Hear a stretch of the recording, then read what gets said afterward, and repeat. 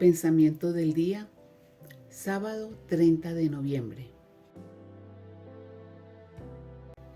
Saber esperar.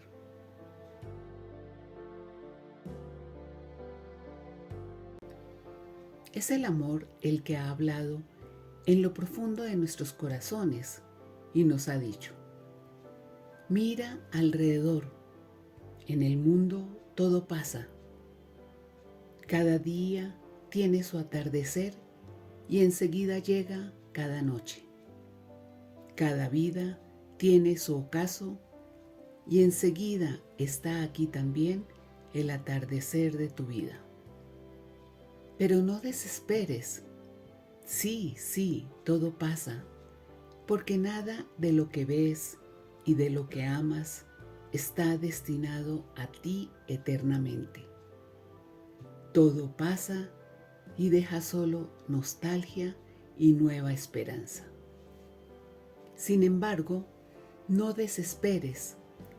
El que trasciende los límites de la vida te dice: si existe lo que buscas, hay en tu corazón un anhelo infinito e inmortal, una esperanza que no muere, una fe que traspasa las tinieblas de la muerte y es luz para aquellos que creen. No en vano esperas y crees, no en vano. Tú esperas y crees para amar. Ese es tu futuro, tu presente, tu pasado. Todo se resume en esta palabra: el amor. Chiara Lubich, fragmentos de una carta de junio de 1944. Palabra de vida. Noviembre de 2024.